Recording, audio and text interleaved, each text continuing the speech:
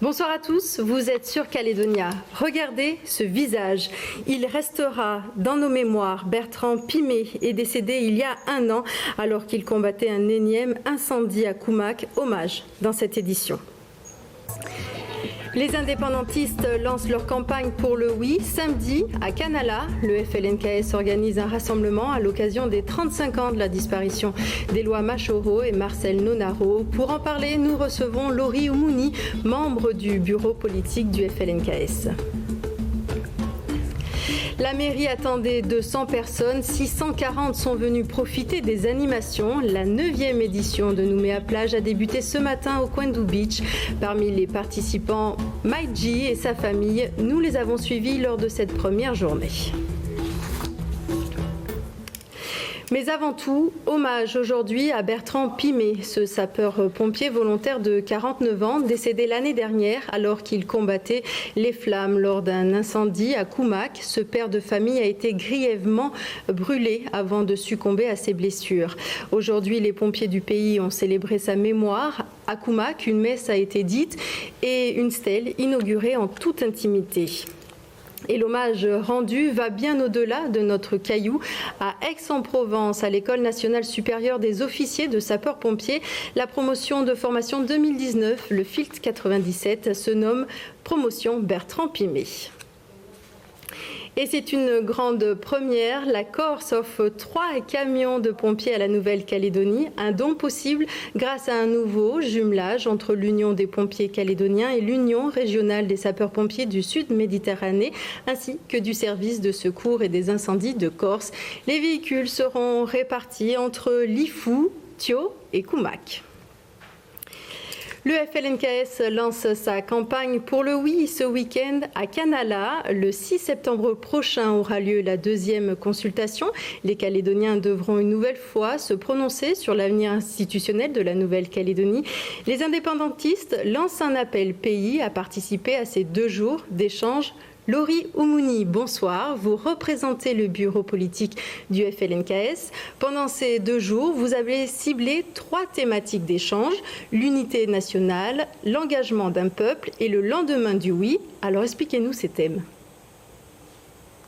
Alors bonsoir Camille. Donc oui, effectivement, ce week-end est un appel à tous les militants des différents mouvements, des différentes organisations, des différents partis politiques, des différentes structures, ou même des particuliers qui n'ont pas forcément d'étiquette, mais qui souhaiteraient participer à ce rassemblement nationaliste et indépendantiste et qui partagent le projet indépendantiste et qui se reconnaissent dans ces valeurs. Et comme vous l'avez dit, effectivement, la réflexion, notamment lors du 11 janvier 2020, ce samedi, va s'articuler autour de 3 piliers, de 3 thématiques particulières, que sont l'unité nationale, l'engagement d'un peuple oui. et le lendemain du oui. Alors pourquoi ces thèmes ? L'unité nationale, eh bien tout simplement parce que on est là pour construire un pays. Et donc l'unité nationale, qu'est-ce que c'est ? C'est l'unité de tout un peuple.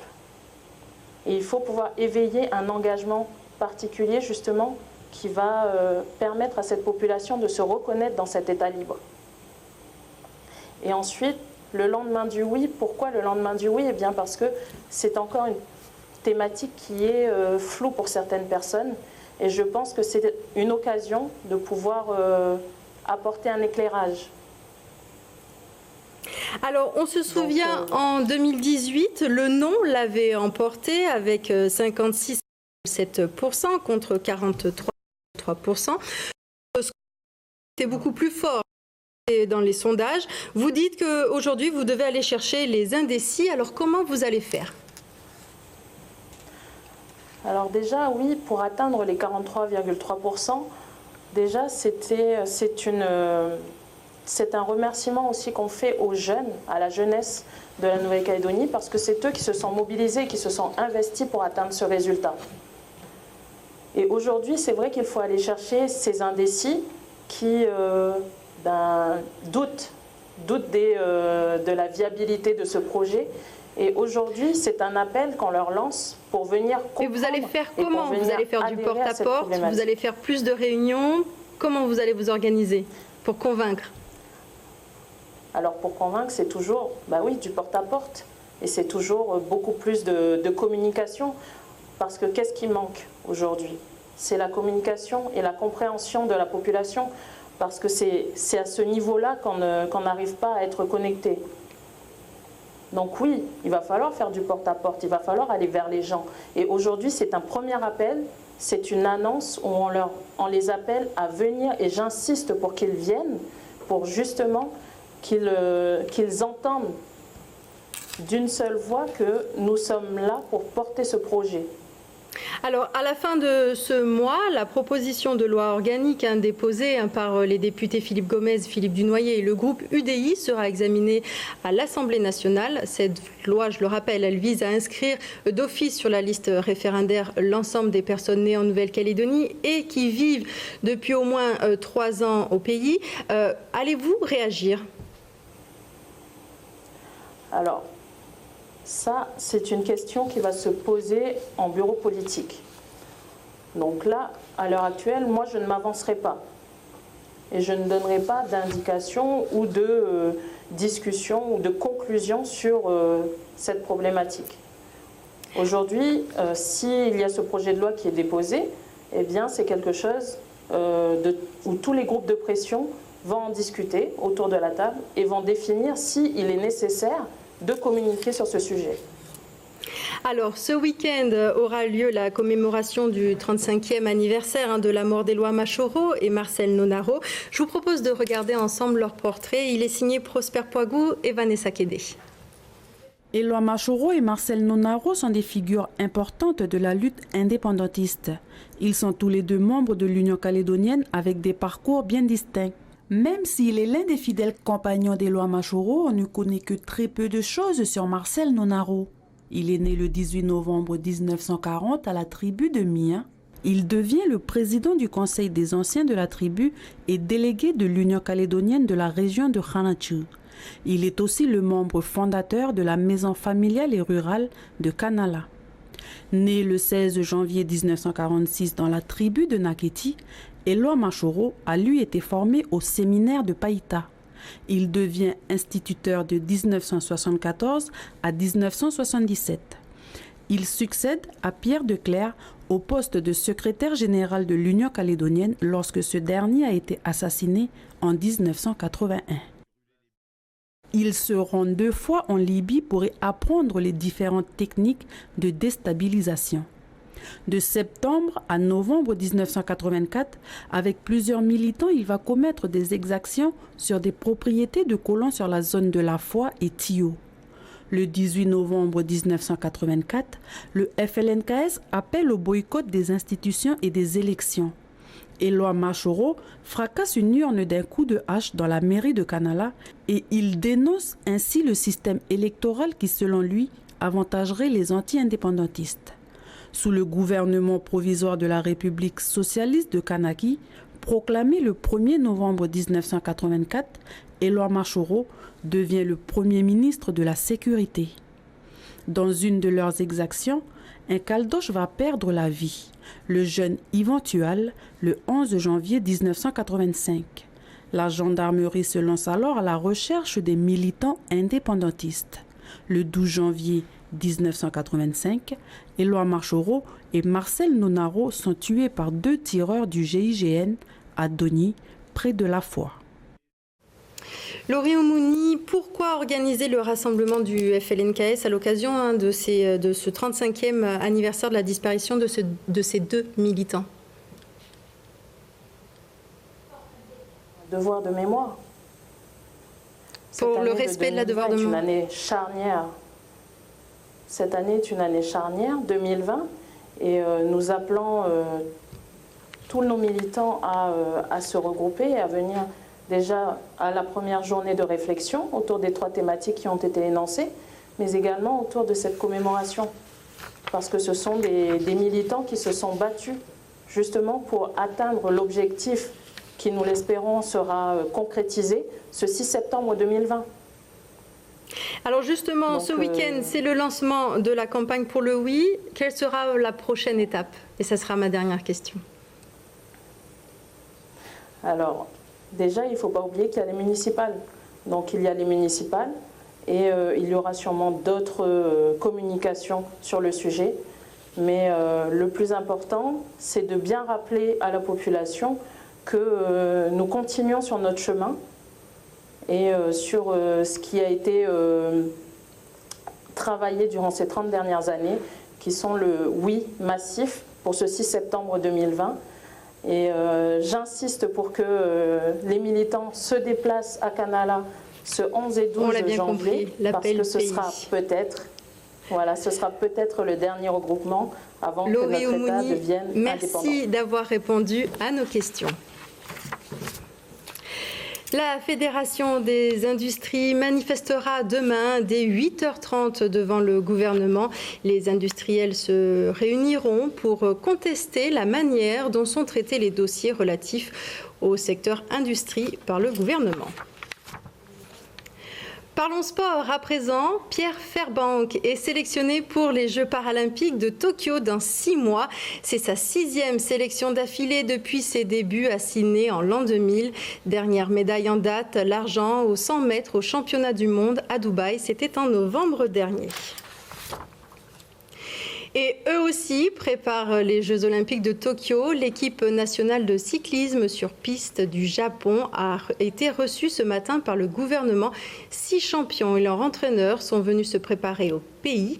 Ils viennent profiter du revêtement béton du vélodrome de Magenta, malgré son état. Océane Dacunia. Voici l'équipe japonaise de cyclisme sur piste. Les athlètes ont le sourire, mais ils ne sont pas venus en vacances. Pour préparer les Jeux olympiques de Tokyo, ils s'entraînent tous les après-midi sur le vélodrome de Magenta. On ne peut pas dire que ce soit de bonnes conditions au niveau de la piste. Mais pour nous, pour s'entraîner, pour ce qu'on veut y faire, c'est très bien. Ça ne se voit pas comme ça à l'œil nu, mais en roulant, il y a plein de vibrations. Et on n'arrive pas à rouler droit en fait. C'est complètement différent de ce dont on a l'habitude et c'est vraiment très difficile. Mais j'ai l'impression que ça me renforce et que ça me rend plus forte. La vieille piste de béton rend la vie dure aux athlètes, exactement ce que recherchait leur entraîneur français. Cette fameuse piste, je la connais depuis très longtemps et je sais que c'est une piste qui est très dure et qui est en mauvais état. Et malheureusement, je voulais faire l'expérience de cette piste très difficile pour faire un cycle d'entraînement extrêmement dur ici. C'est une piste que j'ai découverte en 1993. C'était un poil mieux, mais pas grand-chose. Mais depuis 1993, j'entends qu'elle va être rénovée, donc ça m'inquiète parce que je pense qu'il faudrait reconstruire une nouvelle piste tout simplement. Et puis, parole de cycliste nippon, le voyage vaut le coup, tandis qu'au Japon, c'est l'hiver. Le climat est superbe, les paysages sont magnifiques et il fait chaud. C'est une première pour les cyclistes nippons, mais la Calédonie n'en est pas à son coup d'essai. Régulièrement, des sportifs internationaux viennent sur le caillou pour se préparer à de grandes compétitions. Pour la Calédonie, c'est une fierté de pouvoir accueillir des sportifs de haut niveau chez nous, dans le cadre de leur préparation. Il y a les infrastructures sportives, il y a les infrastructures hôtelières, il y a les infrastructures médicales qui permettent, de réunir toutes les conditions pour que les athlètes de haut niveau puissent se préparer dans de bonnes conditions. À l'exemple de l'équipe de Wallabies qui est venue se préparer dernièrement avant la Coupe du monde de rugby. Les athlètes repartiront le 22 janvier. D'ici là, ils s'entraîneront 6 jours sur 7 sur la piste du vélodrome de Magenta. Jean-Pierre Jaioué l'a assuré, elle sera remise en état d'ici 3 ou 4 ans. Au tennis international BNP Paribas, les 8e de finale ont débuté ce matin. Défaite du jeune français Harold Mayot, 686e mondial face à l'italien Roberto Marcora, 181e mondial en 6-2, 6-2. Et Alexandre Muller s'est aussi fait sortir par l'américain Wolf, le 188e mondial. Ouverture aujourd'hui de la 9e édition de Nouméa Plage. Elle s'installe cette année au Quendu Beach à Nouville. Au programme animations diverses et activités nautiques. Pour que tout le monde puisse en profiter, la ville de Nouméa a une nouvelle fois mis en place des navettes au départ des maisons de quartier. Maïdji vit à Moravel, c'est un habitué de l'événement. Faustine Lefranc et Henri Lolo l'ont suivi.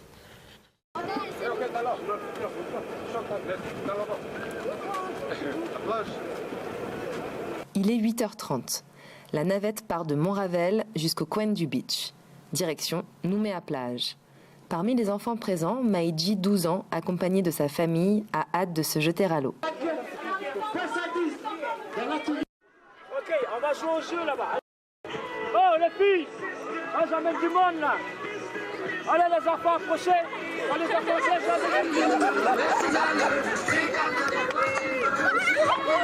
Il y a le sac et puis il y a plusieurs jeux. Il y a la bouée tractée, il y a le water slide qui est à la piscine et puis on a le jeu d'échecs.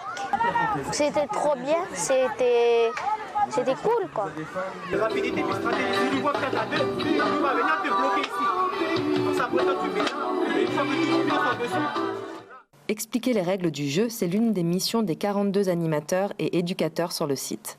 Gaston, animateur de la maison de quartier de Montravel, est présent chaque année. On sait bien que pendant les vacances, il y a ceux qui partent aux îles, il y a ceux qui rentrent en tribu et il y a les autres qui sont souvent en train de garder leurs petits frères ou sous la rue parce qu'ils n'ont pas d'activité à errer dans les quartiers. Et du coup, nous, l'idée c'est de les amener ici et de les satisfaire. Comme ça, le soir quand ils rentrent, ils ont passé une bonne journée. Ça se passe bien, c'est tranquille. Bonjour tout le monde. En termes de public, aujourd'hui on attend entre 200 et 250 personnes. C'est le premier jour d'ouverture, sachant qu'aujourd'hui et demain c'est des journées où vraiment le but c'est de diffuser le maximum d'informations sur les 4 semaines qui vont arriver par la suite, avec les différentes activités qui vont vraiment s'intégrer à partir de mardi. Voilà, on va monter crescendo dans cette édition de Nouméa-Plage. À partir de demain, une nouveauté cette année, le water slide. De quoi ravir petits et grands. Et du côté de Païta, les mercredis, jeudis et vendredis, vous pouvez aussi profiter des animations gratuites de Païta Plage. Hier, pour la première journée, pas moins de 150 jeunes étaient au rendez-vous. Vous pouvez en profiter pendant 4 semaines. Iyaz en concert la semaine prochaine à Nouméa. Le chanteur britannique de R&B se fait connaître en interprétant le titre Replay en 2009. Il sera en concert unique et gratuit jeudi prochain au MV Lounge. On regarde ensemble un extrait de son tube Replay interprété en live.